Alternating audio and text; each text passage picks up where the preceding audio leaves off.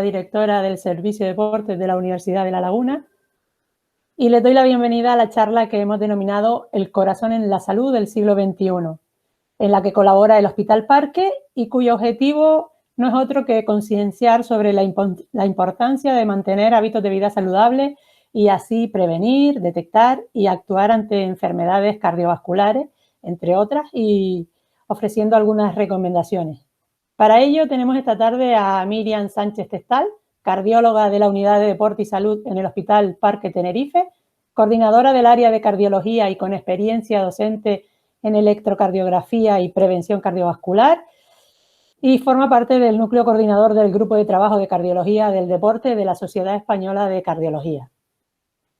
Esta tarde la estructura de la charla constará de una exposición por parte de la ponente de unos 40 minutos aproximadamente, y posteriormente daremos paso a las preguntas que cualquiera quiera plantear, cualquiera de ustedes que esté presente, en el chat escrito que podrán ver en el área inferior de la pantalla. Al final de la ponencia le haremos a la ponente las preguntas para responder a cualquier duda que le surja. Sin más preámbulos y deseando que disfruten esta tarde, le doy paso a Miriam Sánchez Testal. Buenas tardes, Miriam, y bienvenida. Buenas tardes, Begoña, y al resto de los oyentes. Vamos a empezar con esto. Vale. Bueno, en primer lugar, darle las gracias al Servicio de Deportes de La Laguna por permitirme estar aquí esta tarde y compartir con ustedes un tema tan interesante como es la salud cardiovascular del siglo XXI. Y antes de empezar, me gustaría hacerles esta pregunta, un poco para ver un poco qué opinan ustedes de sus propios hábitos de vida. Si son verdaderamente saludables, tienen la idea de que son saludables o no. En la esquina inferior derecha tienen ahí unos símbolos, unos triángulos y unos círculos, donde pueden responder a esta pregunta diciendo sí o no, ¿de acuerdo? Intenten no tardar mucho porque luego al final volveremos a hacer esta pregunta a ver si esta ponencia ha cambiado un poco su forma de ver las cosas. Cuando puedan respondan para poder ver esos resultados. En el siglo XX hemos tenido una transición epidemiológica, hemos visto un cambio en el tipo de enfermedades que han acabado con la especie humana, con las personas. Hemos aumentado la calidad de vida, hemos aumentado la esperanza de vida gracias a esos avances terapéuticos, sobre todo en cuanto a enfermedades transmisibles como por ejemplo las enfermedades infecciosas. A principios del siglo XX las enfermedades infecciosas siguen siendo una causa muy importante de mortalidad en la población. Gracias a esos avances, a los antibióticos y a otras herramientas terapéuticas, hemos conseguido que esas enfermedades transmisibles queden relegadas a un segundo plano y surjan o tomen importancia enfermedades no transmisibles, como la enfermedad cardiovascular, el cáncer, la diabetes y la obesidad. Todo debido a esos avances terapéuticos, pero también a los hábitos de vida que han cambiado a lo largo de los últimos 100 años. Y es que la especie humana ha sobrevivido gracias a la actividad física. Nuestra supervivencia siempre ha estado, a lo largo de miles y miles de años, ha estado ligada a la actividad física. De manera que la evolución ha seleccionado aquellos genes relacionados con rutas metabólicas favorables.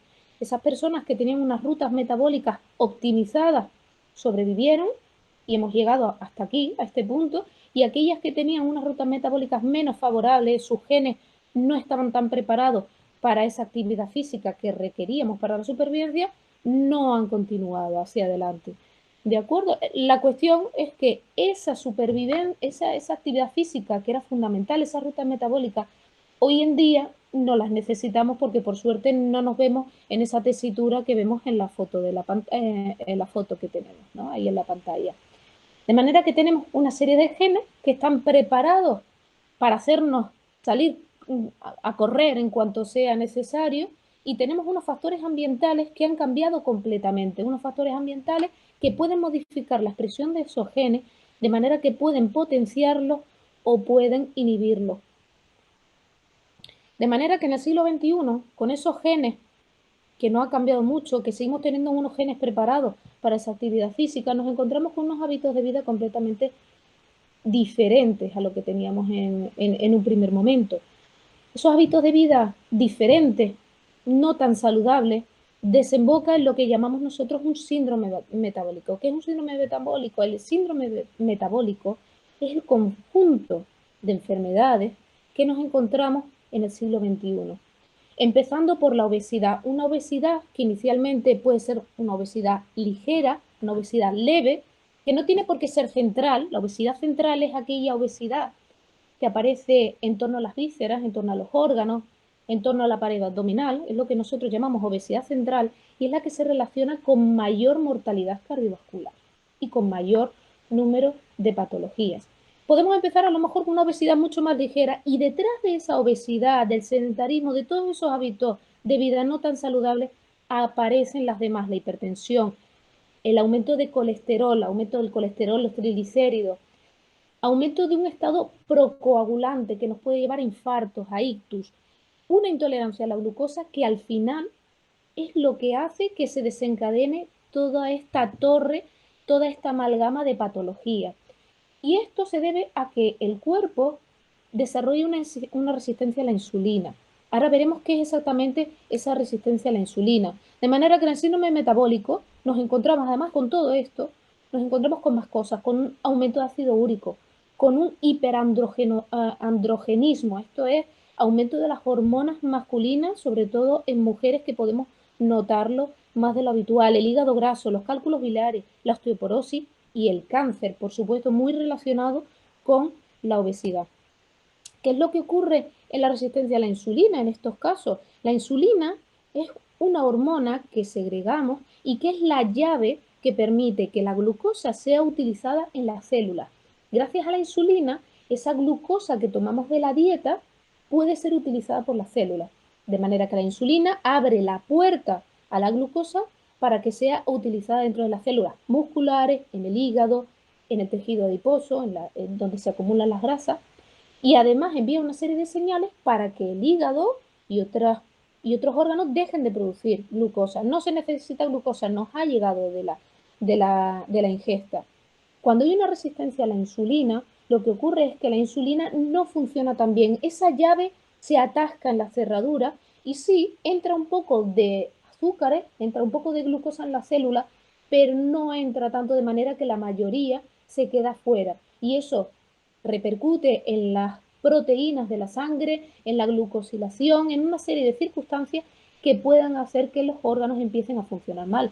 ¿Y qué es lo que pasa? ¿Por qué aparece esta resistencia a la insulina con el sobrepeso? Como vemos en la imagen de la derecha, el tejido adiposo cuando aumenta de tamaño, no solo es que tengamos unas vesículas donde hay mayor cantidad de grasa, lo que ocurre es que además el tejido adiposo no es un tejido muerto, no es solo un depósito, sino que es un tejido donde se producen una serie de sustancias que afectan al resto del organismo. Son sustancias procoagulantes, son sustancias inflamatorias, son sustancias que pueden promover esa resistencia a la insulina y que todo acabe degenerando en lo que viene después, en el colesterol, en la hipertensión, en la enfermedad cardiovascular.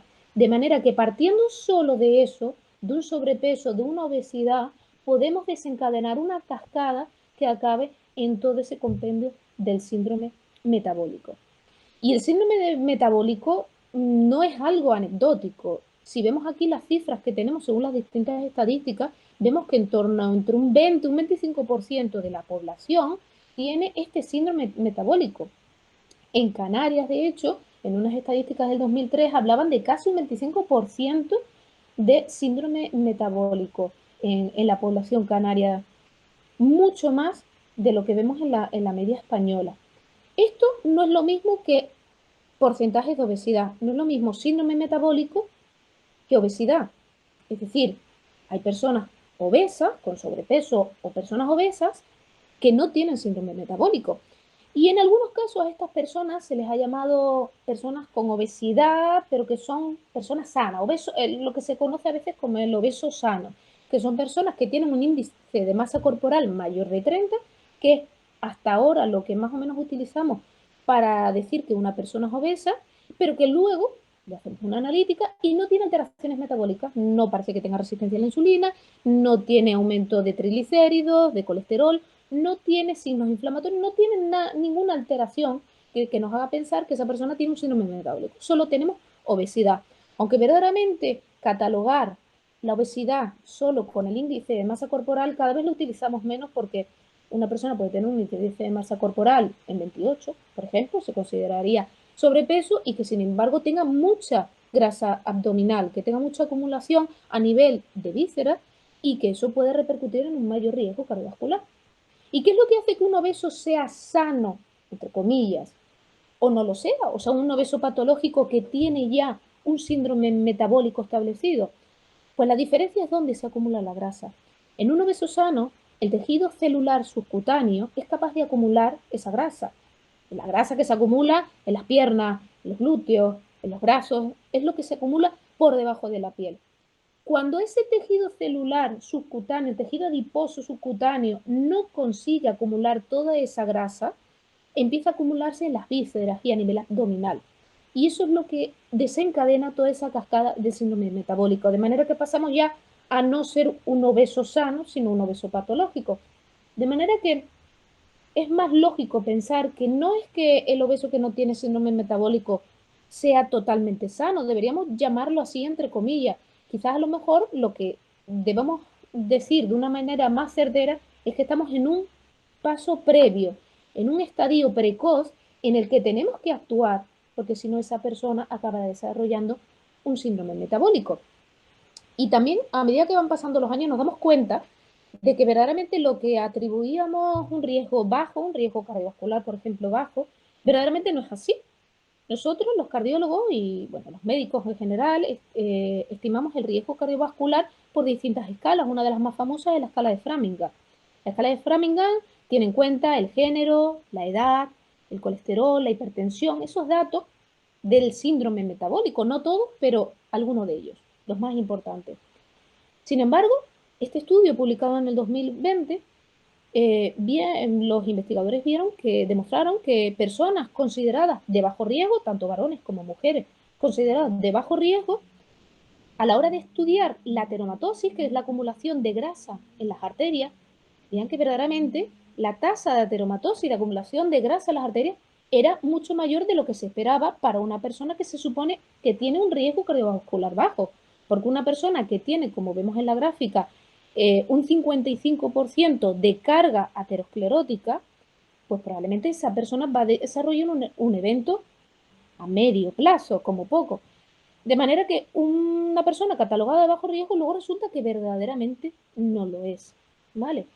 Y es que verdaderamente al final tenemos un ritmo de vida que no nos permite tener todos los hábitos saludables que deberíamos tener: el estrés, el tabaco, la comida rápida, porque no tenemos tiempo, para sentarnos a hacer un potaje, para hacernos una buena ensalada. Esa falta de tiempo y de horas de sueño, todo eso hace que tengamos pues lo que tenemos en el siglo XXI. ¿Y qué es lo que tenemos en el siglo XXI? Pues en estas estadísticas, que son españolas todas, son cifras todas españolas, pues tenemos que más de la mitad de los españoles tienen por lo menos sobrepeso y casi un 18% tiene obesidad. Son unas cifras muy importantes. Estamos hablando de que más de un tercio de las personas, de los españoles, realizan muy poca actividad física. Si además nos vamos a la población canaria y nos centramos en las mujeres, estamos hablando de que más del 50%, más de la mitad de las mujeres canarias, no realizan actividad física suficiente. Esto es algo gravísimo. Esto quiere decir que nos estamos equivocando. Nos estamos equivocando los médicos, las instituciones, y nos estamos equivocando todos como sociedad, porque estas cifras son alarmantes. Que un tercio casi de los españoles consumen a diario dulces, comidas con alto contenido de azúcares. Que el consumo de alcohol diario está en torno a un 15%. Que el 22% de los españoles son fumadores. A pesar de las campañas que hacemos constantemente, a pesar de las prohibiciones que tenemos, seguimos teniendo una alta tasa de fumadores. Y que todo eso repercute en que tenemos casi un 15% de la población que tiene problemas de movilidad y que tiene dolores de manera crónica. De manera que son pacientes que se meten en un círculo vicioso en el que no realizan actividad física, comienzan con patología y al tener esa patología les restringe aún más la capacidad para realizar esa actividad física.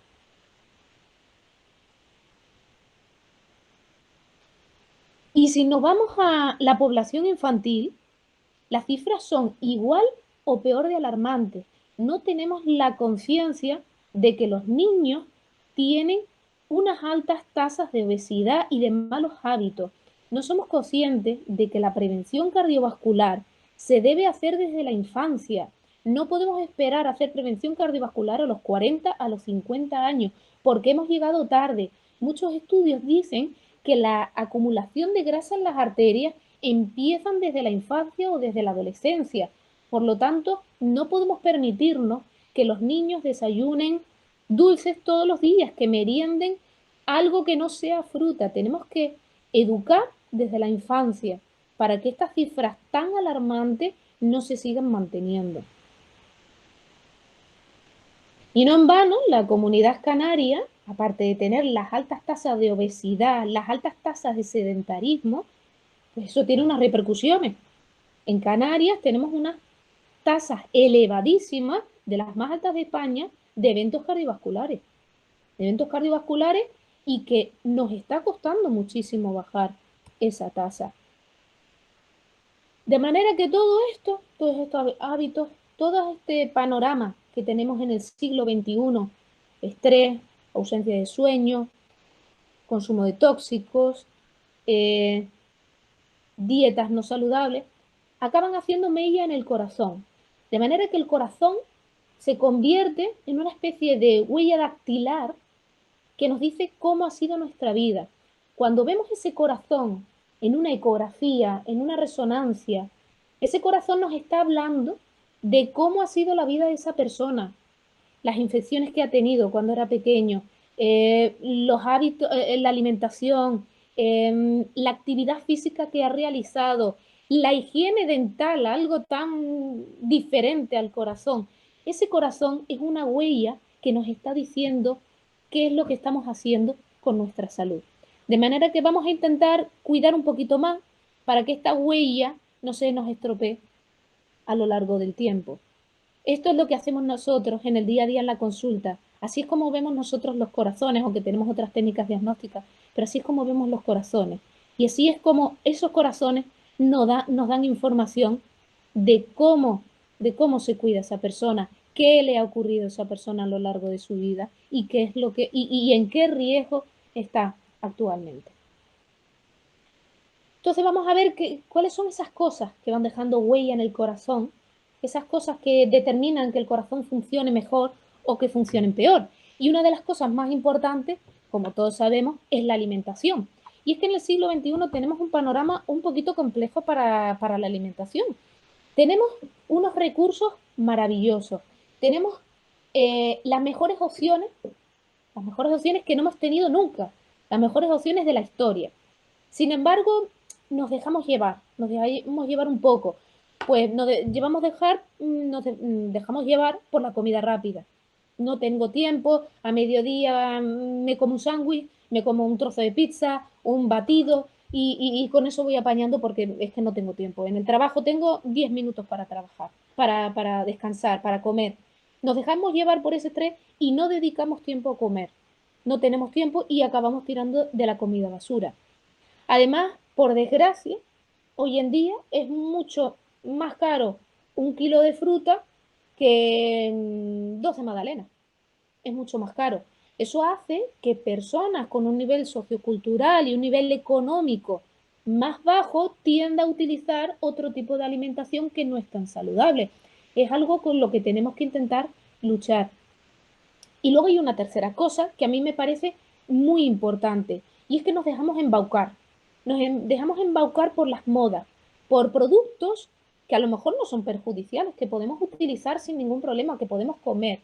Pero lo que no puedo hacer es compensar una cosa con la otra. No podemos compensar el no comer la fruta que tenemos que comer con un superalimento que está de moda y que resulta que es la panacea y que es la cura para todo. Y eso está muy de moda. muchas veces incluso los nutricionistas y a veces también los médicos nos dejamos llevar por esos superalimentos que están de moda, que le encantan a todo el mundo, que a la gente se le llena la boca de decir que todas las mañanas se come un puñadito de esto, pues porque está de moda y parece que eso le va a salvar la vida. Y en muchos casos puede aportar, puede ser algo extra, pero no va a ser lo que va a cambiar nuestro riesgo cardiovascular. Además, estos son los superalimentos. Los superalimentos que, bueno, pues por moda, pues hace unos años se puso de moda, por ejemplo, las bayas de goji, y se puso de moda porque era buenísimo, era pues, servía para retrasar el envejecimiento y para 20.000 cosas más que yo no recuerdo. Y bueno, pues entre las cosas que decían de las bayas de goji es que tiene un alto contenido en fibra, que un 8% efectivamente es un alto contenido en fibra, un alto contenido en calcio y un altísimo contenido en vitamina C. Si comparamos, por ejemplo, con las naranjas de toda la vida, pues efectivamente tiene más fibra, tiene más calcio y tiene más vitamina D. De manera que las bayas de goji se promocionaban como un alimento que tiene 5 veces más vitamina C que la naranja. Y no era mentira, verdaderamente no era mentira. Lo que ocurre es que es posible que nosotros nos comamos 200 gramos de naranja, porque una naranja grande, pues a lo mejor no la comemos y son 150 o 200 gramos, pero bayas de goji, lo habitual es que uno se coma 30 gramos. Si nosotros nos comemos 30 gramos, y 30 gramos ya son muchos, porque además al precio de las bayas de goji era complicado comerse más cantidad, no sé de sabor porque no las probé nunca, pero si tomamos una ración de 30 gramos, vemos verdaderamente que no nos sale a cuenta esas bayas de goji. ¿Podemos tomarlo? ¿Quiere decir que las bayas de goji sean malas? No, para nada, pero no nos dejemos engañar. No pensemos que porque me estoy tomando 30 gramos de bayas de goji para desayunar, resulta que el resto del día no hace falta que coma más fruta porque ya tengo la vitamina C que necesito. De manera que no nos dejemos embaucar por este tipo de cosas. Lo mismo pasaba con la chía. La chía está muy de moda, ¿no? Porque tiene un altísimo contenido en fibra y en proteína y efectivamente muy, muy alto. Pero si lo comparamos, por ejemplo, con lo que yo considero que sí es un superalimento, que son las legumbres, como por ejemplo los garbanzos, pues vemos que cuando comparamos una ración de chía con lo que puede ser media ración de garbanzo, que serían 100 gramos, ¿vale? 100 gramos, 200 gramos, vemos que verdaderamente no es tan superalimento. Pero podemos comer chía, no es malo, es un producto que podemos utilizar, pero no nos dejemos engañar.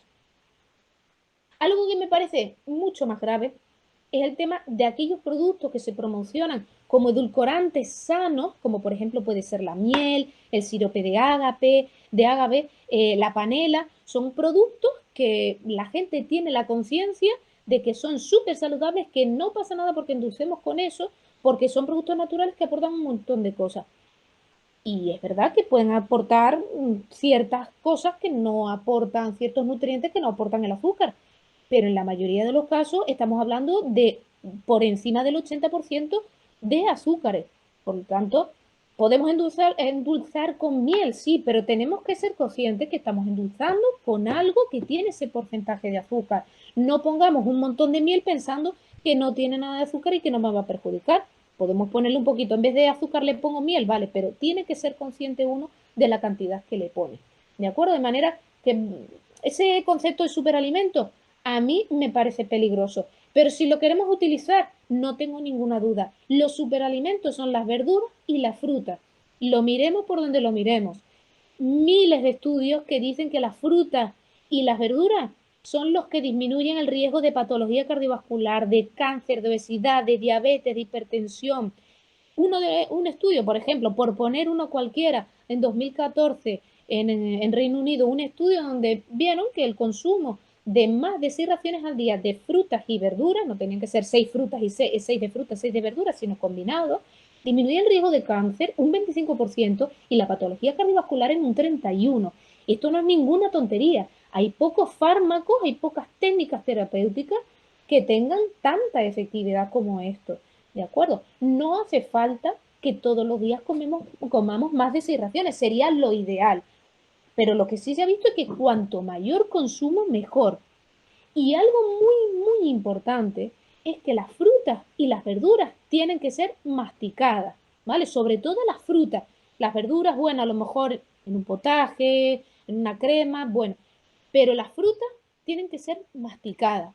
Otra cosa que se puso que está muy de moda son los smoothies, los batidos, los, los zumos, los jugos de fruta.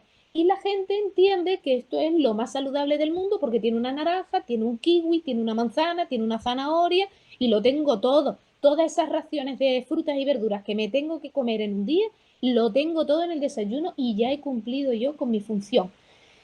Pues el problema es que la fruta, sobre todo la fruta, la verdura también, pero sobre todo la fruta que se toma molida, produce un pico muy rápido de glucosa y un pico muy rápido de insulina. Y eso, aparte de que va a hacer que una hora y media después volvamos a tener hambre y queramos comer de nuevo, además de eso, va a hacer que podamos desencadenar todos estos problemas que acaban en el síndrome metabólico. De manera que la fruta tiene que ser masticada. Por favor, recuerden apagar los micros y las cámaras porque esto va a ser grabado. Y esos picos de insulina, esos picos de glucosa, ¿en qué afectan al corazón?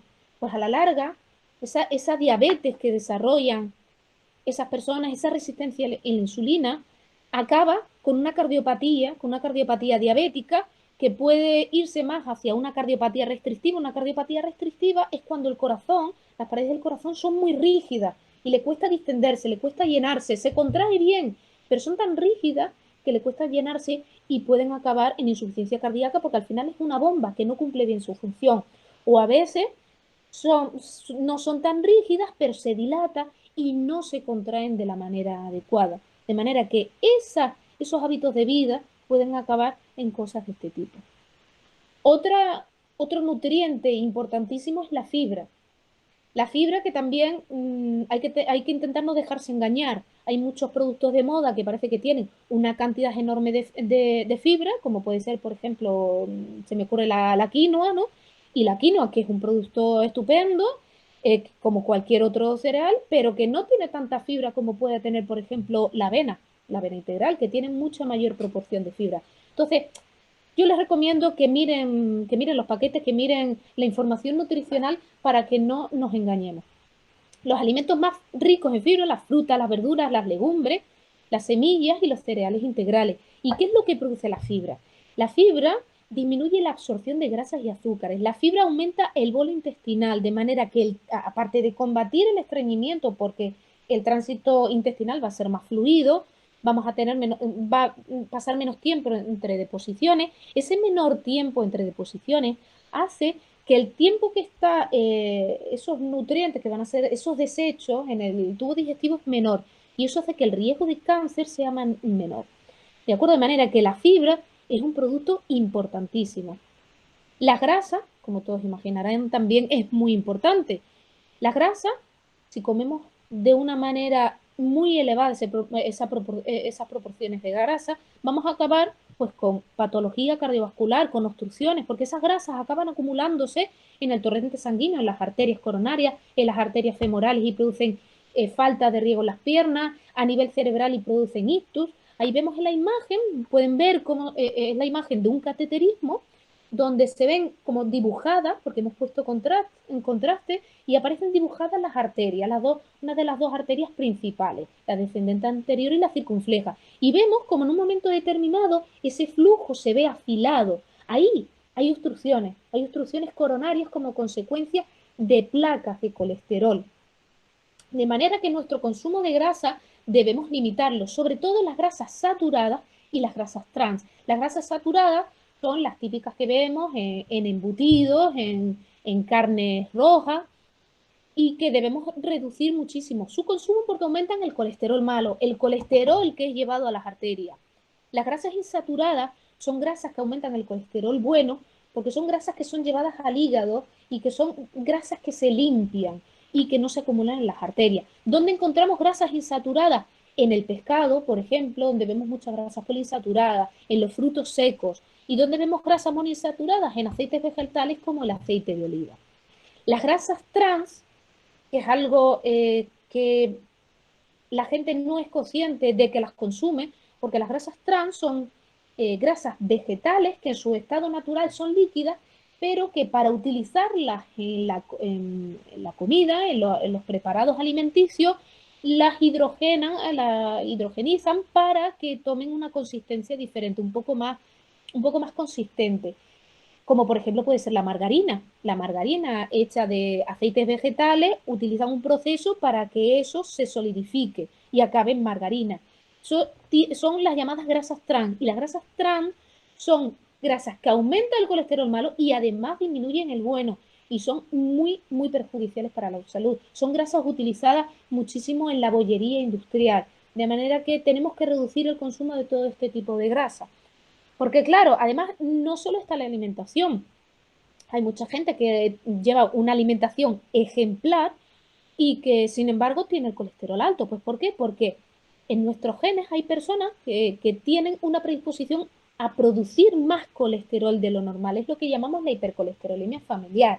Y la hipercolesterolemia familiar heterocigótica, que es una patología genética muy compleja en el que actúan muchos genes, pues lo tiene uno de cada 300 personas de la población general. O sea, es una incidencia bastante considerable.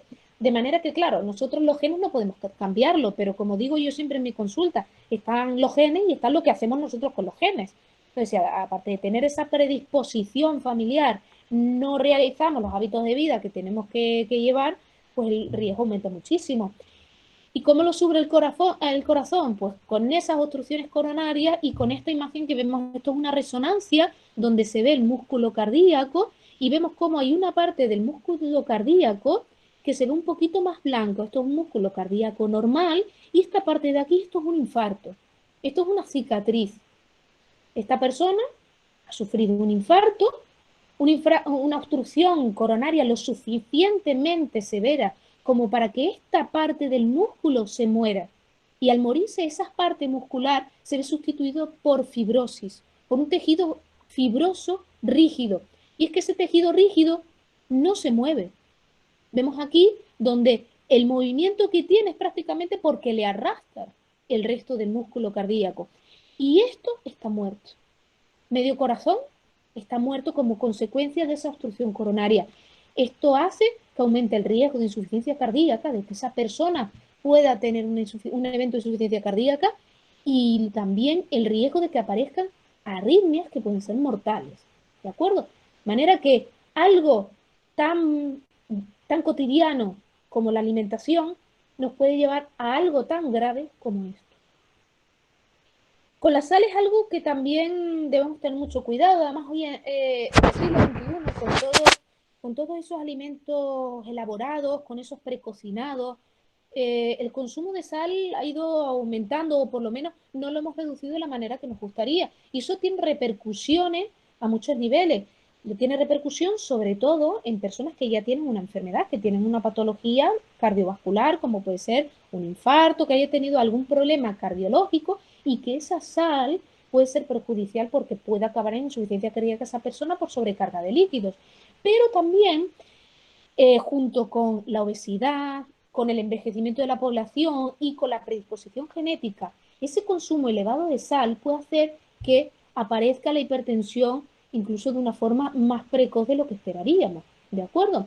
Y como digo, es que el consumo de sal parece que en algunos casos ha aumentado pues debido a esos alimentos elaborados y al consumo de snacks, que ahora está muy de moda porque se venden como alimentos que tienen mucha fibra, que son saludables, y efectivamente en la parte de fibra pues pueden estar bien, un contenido de fibra bastante razonable, un porcentaje de grasas saturadas bajo, suelen tener grasas insaturadas altas, pero saturadas bajas, por esa parte bien, pero la mayoría de ellos tienen un porcentaje de sal elevadísimo.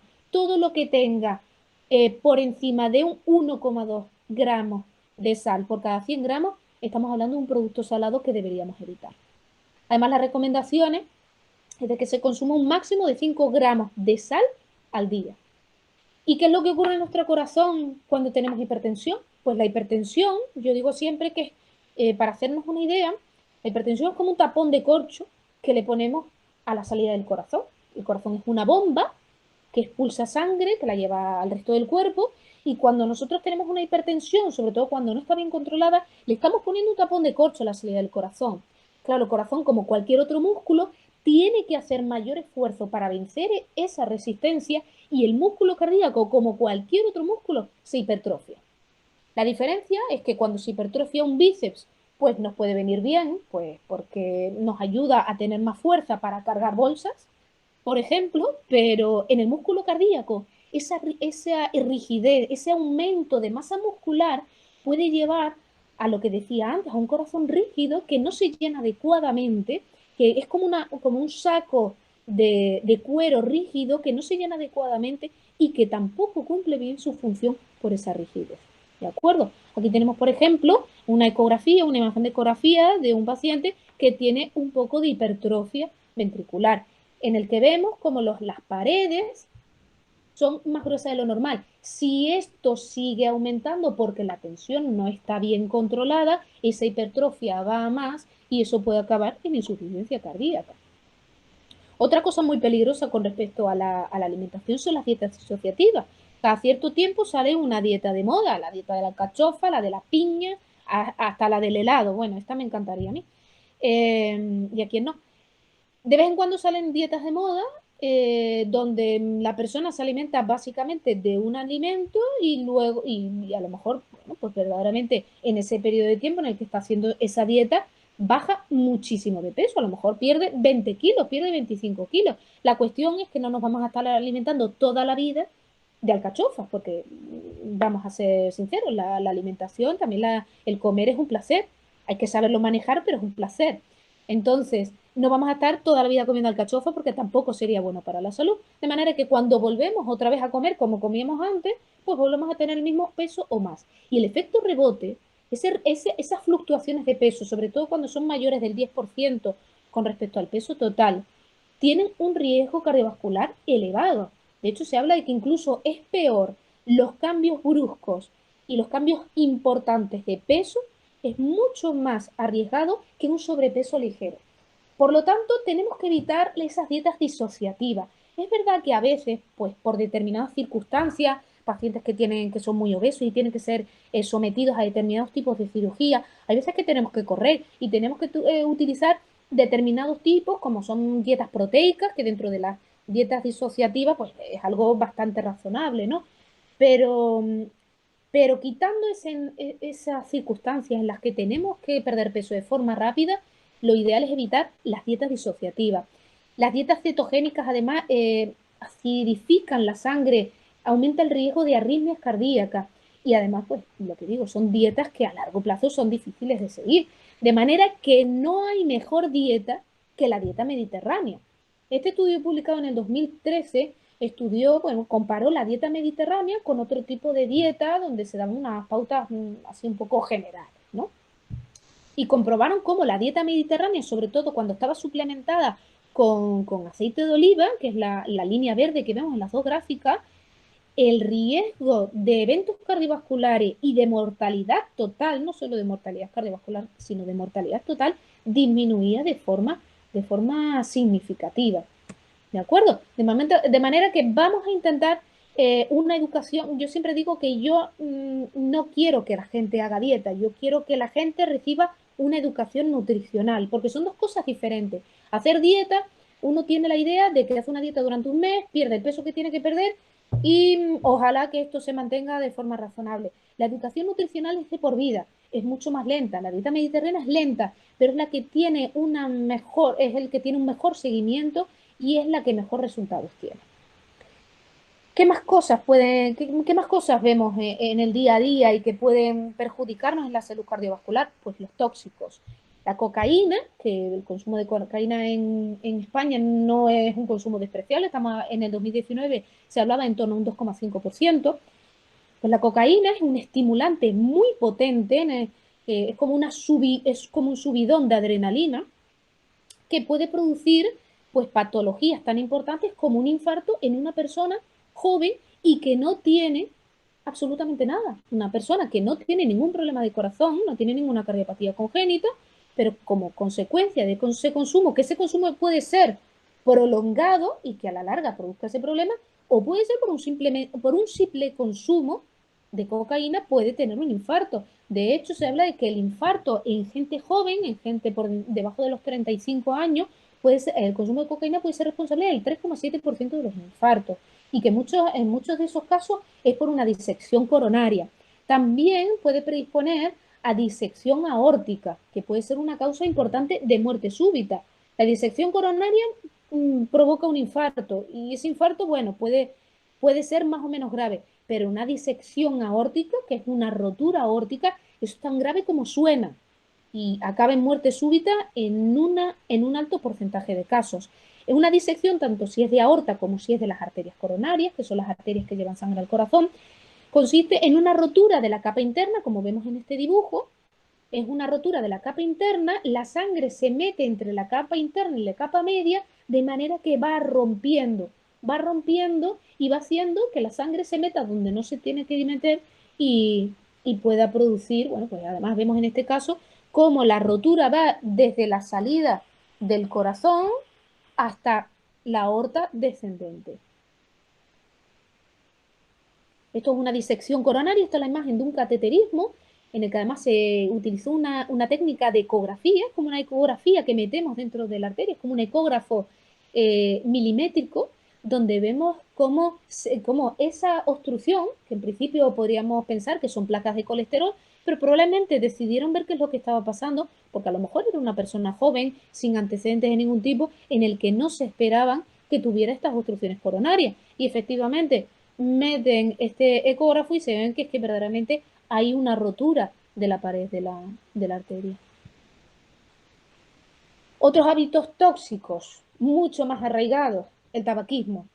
Y el tabaquismo, bueno, pues dicho por activa y por pasiva, yo creo que todo el mundo tiene claro o debe tener claro que el tabaquismo causa muchísimas muertes, es una de las 4 principales causas de muerte en el mundo, ¿de acuerdo? Si además nos centramos en España y más aún si nos centramos en Canarias, vemos que la mortalidad atribuida al tabaquismo es elevadísima, ¿de acuerdo? Hasta el punto de que en Canarias estamos hablando de más de un 15%, ¿de acuerdo? Es verdad que es complicado porque la adicción al tabaquismo es complicado, pero hoy en día tenemos muchas de esas herramientas están financiadas por la Seguridad Social, de manera que yo siempre digo que para dejar de fumar lo único que se necesita es querer. Si esa persona quiere dejar de fumar, buscaremos la forma, de una manera o de otra, y se encontrará. Pero lo importante es querer dejar de fumar. ¿Y qué es lo que pasa con el tabaco? Pues es que el tabaco, aparte de la activación, del estrés, de las sustancias protrombóticas que pueden degenerar en el síndrome coronario agudo, en un infarto, pues además aumenta, como ya sabemos, el cáncer y un montón de patologías que pueden derivar en la muerte. Algo un poquito más controvertido es el alcohol. El alcohol tiene estudios contradictorios, estudios que dicen que van a favor del consumo, que parece que puede disminuir el riesgo cardiovascular, sobre todo cuando utilizamos bebidas como el vino, que tienen sustancias vasoactivas que pueden ayudar y que pueden tener cierto beneficio. Hay otros que no son tan claros. La cuestión es que lo que sí tenemos son estudios que dicen que el consumo elevado de alcohol, incluido el vino, el consumo elevado de alcohol, puede predisponer a otro tipo de patologías como el cáncer, ¿vale? Entonces, ¿el alcohol se puede tomar? Pues claro, un consumo moderado es aceptado. ¿Es recomendado? No, porque parece que muchos pacientes tienen la idea de que no es que pueda beberse una copa de vino al día, sino que es que se la debe de tomar, ¿no? Incluso muchos pacientes me preguntan, mira, pero es que a mí el vino no me gusta, ¿me tengo que tomar una copa de vino al día? No, evidentemente no. ¿Le gusta el vino? ¿Es algo que le apetece? Bueno, pues un consumo moderado es aceptado y es posible que a cierto nivel pueda tener beneficios. Pero lo que está claro es que no es algo que vamos a poner como un tratamiento, no es una opción terapéutica. Los estimulantes, que parece que es algo que, porque claro, antes hablábamos del estimulante de los más potentes, que es la cocaína, y eso es algo que muchos de nosotros vemos como algo lejano, como algo que no utilizamos y no vamos a utilizar. pero en el día a día utilizamos estimulantes también, son mucho menos potentes, tienen mucho menos efectos, pero también son estimulantes. La cafeína, el ginseng, bebidas energéticas y todo eso predispone a arritmias. Por lo tanto, tenemos que tener también mucho cuidado. El estrés, que no siempre podemos evitarlo, ¿vale? ¿Qué produce el estrés? Pues el estrés produce todo esto. Tiende a que la grasa se acumule más donde no se tiene que acumular, resistencia a la insulina, disminución de masa muscular. Tenemos que luchar contra el estrés. Y en algunos casos muy, muy extremos, de un estrés muy importante, podemos tener cosas tan curiosas como esta, que es que el corazón sufre una descarga de adrenalina tan elevada que hay una parte de ese corazón que no se mueve, como en esta parte, la punta del corazón, no se contrae, se queda como una bolsa, como un saco. ¿Vale? Esto se llama síndrome de Takotsubo, que en muchos casos es reversible, por suerte, y la persona luego acaba teniendo un corazón normal, pero que ante una descarga de adrenergia, ante un estrés muy elevado, podemos tener. Y bueno, el sedentarismo, yo creo que nadie va a dudar de que la actividad física es de lo más importante.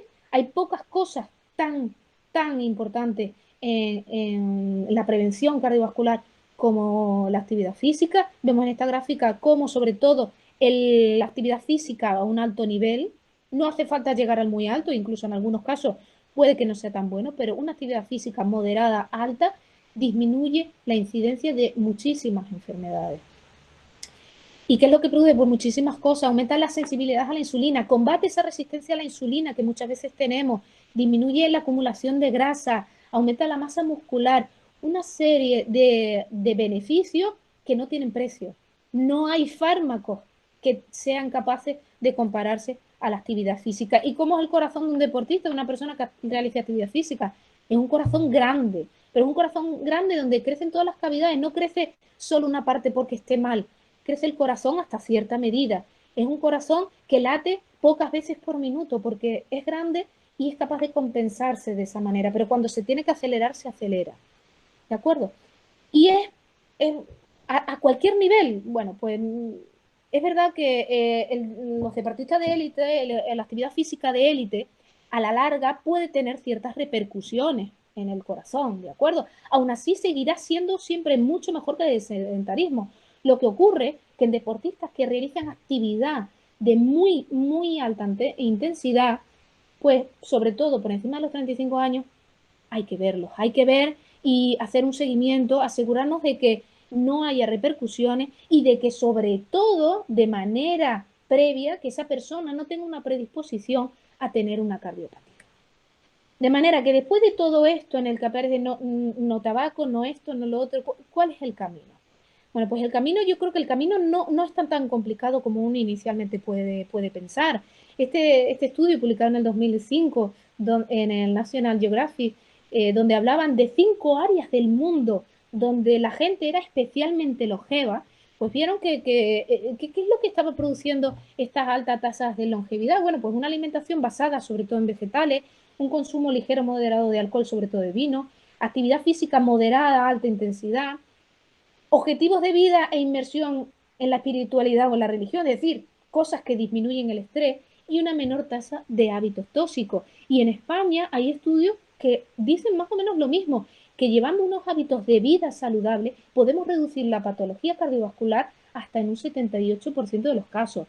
Esto no tiene precio, no hay fármacos que hagan esto. Entonces, debemos intentar no ir sumando escalones, piezas a esto para intentar no acabar en esa patología cardiovascular. Entonces, yo creo que verdaderamente cambiar nuestros hábitos de vida no es tan complicado. ¿Vale? Tenemos que ir poquito a poco, ir cambiando un poco esa mentalidad, cambiar nuestra alimentación, intentar dedicarle un poco de tiempo a cuidar. Y bueno, y nada, muchas gracias por su atención y me gustaría que después de esta charla volvieran a responder a esta pregunta lo más rápido posible, porque se tarda un poco en que me lleguen las respuestas, bueno, para ver un poco si ha cambiado vuestra idea de lo que son hábitos de vida saludable o no.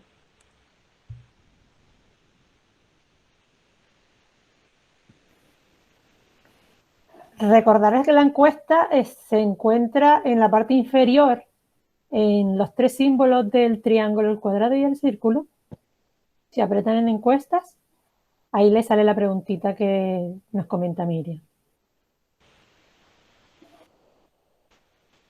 Y ahí pueden votar rápidamente. En lo que van respondiendo, si alguien tiene alguna pregunta y desea hacerla por el chat, puede hacerlo en este momento también. Yo iba escribiendo varias, Miriam, pero realmente en tus últimos 5 minutos me las resolviste todas. Está bien. Porque es cierto que yo decía, esto no se debe, y te iba a consultar que qué debemos hacer para cuidar nuestro corazón, y ya lo has contestado en los últimos 5 minutos. El resumen. Pero sí, el resumen. Entonces, ¿te atreverías a decirnos qué debemos hacer diariamente para mejorar esa salud cardiovascular? Bueno, pues yo si tuviera que decir 3 o 4 cositas para esa salud, para mejorar nuestra salud cardiovascular, primero, la fundamental es la actividad física. Tenemos que sacar tiempo para hacer actividad física, mínimo media hora al día.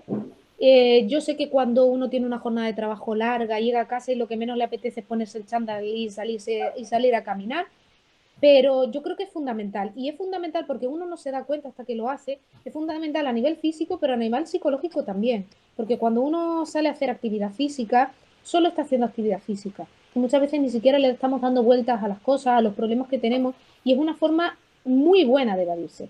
Entonces, y estamos matando dos pájaros de un tiro. Por una parte, estamos haciendo actividad física, y por otra parte, es nuestra vía de escape para el estrés. Porque esa es otra cosa que yo creo que tenemos que corregir en el día a día, es el estrés que tenemos. Tenemos que pararnos de vez en cuando. Yo sé que a veces el trabajo que tenemos no lo podemos cambiar, pues porque es el que tenemos, pero tenemos que intentar ratos de parar y ver un poco dónde estamos. El tercero sería intentar evitar las soluciones rápidas, que es la comida rápida. Muchas veces el evitar esas soluciones rápidas requiere preparación, pues requiere, por ejemplo, yo si como en el trabajo y solo tengo 20 minutos, pues en vez de tirar de un sándwich o de algo rápido, pues a lo mejor intento prepararme el día anterior una ensalada y me llevo mi tupper con mi neverita y me la llevo al trabajo y me la como allí en el trabajo. Eso requiere un esfuerzo, pero verdaderamente no es tanto. Cuando uno acaba mecanizando este tipo de procedimientos, al final forma parte de nuestra vida. Entonces, esa tercera cosa es no optar por lo rápido, y lo cuarto, por supuesto, aumentar el consumo de vegetales y frutas, es fundamental. Además, cuando comemos fruta, es un hueco que estamos ocupando, que no lo ocupamos con otra cosa. Entonces, si yo voy por la calle y tengo hambre y en vez de coger una manzana que llevo en el bolso, paso por la pastelería y cojo un pastel, pues evidentemente no estoy haciendo lo adecuado, pues me llevo la manzana en el bolso y cuando tengo hambre tiro de ella. Eso sería quizás las 4 cosas que diría yo más importantes. Muchas gracias. Pues quedan claras esas 4 cosas diariamente, que son tan fáciles como difíciles para algunas personas. Algo tan sencillo y que a algunas personas nos cuesta tanto parar y hacer ese pequeño descanso de estrés, parar, tomarnos esa pieza de fruta que podemos tener en el bolso en cualquier momento. Efectivamente, no. Ejercicio físico como caminar a última hora cuando llegas a casa, aunque sea de la manzana, de la rotonda de donde uno vive. A veces yo también lo digo. Y el último que dijiste fue el de optar por vegetales y frutas, ¿no? Y reducir el estrés. Pues creo que es sencillo, ¿eh? Yo me lo voy a apuntar, sobre todo 2 que no cumplo a día de hoy. Y otra, como la gente no se anima, me voy a animar yo, y esta vez como madre. A mí a veces como madre en periodo escolar, entre prisas, como tú dices, y demás, me cuesta mucho diariamente el desayuno infantil, de eliminar, por mucho que yo quiera, el embutido para los sándwiches, porque nuestros hijos diariamente se quejan de la monotonía del desayuno. Siempre es fruta, siempre. ¿Cómo evitamos ese embutido? ¿Alguna idea? A ver, además los embutidos son alimentos procesados. Entonces, el consumo de embutidos debería disminuirse al mínimo. Y es algo que tenemos que educar desde la infancia. ¿Qué pasa? Es muy fácil, efectivamente, coger un trozo de pan, un poco de pechuga de pavo y para el colegio, ¿no? Pues yo intentaría tirar un poco más de fruta. Además, tenemos una fruta maravillosa como es el plátano, que es muy socorrida. ¿vale? Pero claro, efectivamente, se aburre de que siempre plátano, siempre lo mismo, ¿no? Pero hay que intentar ser originales. Por ejemplo, hay cosas que pueden ser también razonables y que no, y que sean relativamente rápidas. Por ejemplo, una cosa que a mí me gusta mucho es el hummus. El hummus, la crema de garbanzo, que además ahora también está de moda, pero a mí en particular es una moda que me gusta y me parece bastante razonable desde el punto de vista alimenticio.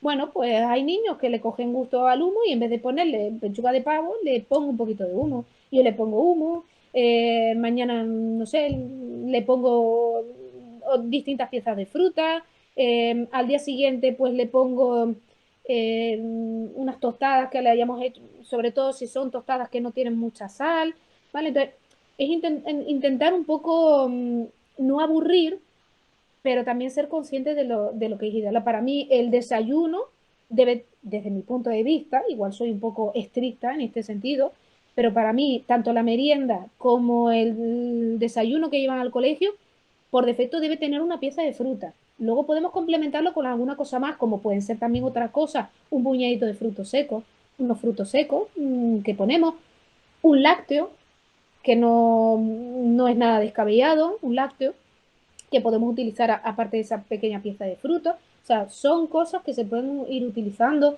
Le podemos poner dentro de ese lácteo también piezas, trozos de fruta. O sea, yo creo que hay que intentar innovar un poco y no ir siempre a lo mismo. Pero ya digo, yo desde mi punto de vista, la merienda y el desayuno debe ser siempre una pieza de fruta, porque si los niños no comen esa pieza de fruta en la media mañana o en el desayuno y en la merienda, no llegan a las piezas de fruta que tienen que comer. No llegan, porque en el comedor, en los comedores escolares, pues hay comedores donde todos los días se ponen fruta, pero la mayoría de los comedores, pues mitad de los días tienen fruta y la mitad de los días tienen un lácteo o tienen otra cosa, ¿vale? Entonces, tenemos que compensarlo de alguna manera. Pues muchas gracias, Miriam. Si nadie más tiene alguna otra pregunta, que veo en el chat que no sé si ya Bueno, me han la llegado las encuesta. encuestas, sí, no han respondido muchos, pero bueno. Sí, la Pues gente está tímida a la hora de responder y hablar. bueno, pues al principio, cuando hicimos la pregunta al principio, pues 3 contestaron que sí y 3 contestaron que no. Y después 5 contestaron que no. Se ve que se sumó una persona más que no había contestado al principio. Y 2 contestaron que sí. O sea, solo ha habido una persona que haya dicho, oye, pues después de ver todo esto, igual no tanto, ¿no? No es muy significativo porque son unas cifras pequeñitas, pero bueno, también era un poco para hacer ejercicio interno, ¿no? De decir, bueno, a ver, ¿me ha cambiado un poco esto o más o menos era lo que yo tenía claro, ¿no? Perfecto, sí, porque mucha gente tampoco contestó a la pregunta, pero yo creo que se han quedado con lo que tú dices y lo importante que es el tener claro esos hábitos de vida saludable para cuidarnos nosotros y cuidar a nuestro corazón. Así que muchas gracias, Miriam, una vez más por darnos esos consejos tan interesantes esta tarde. Te lo agradezco a ti, a Miriam, y todo el mundo también te lo está agradeciendo vía chat, así que felicitarte y una enorme satisfacción contar contigo esta tarde. Muchas gracias, Miriam, y un placer. Gracias a todos los que han podido estar esta tarde y disfrutar de tus conocimientos. Un placer.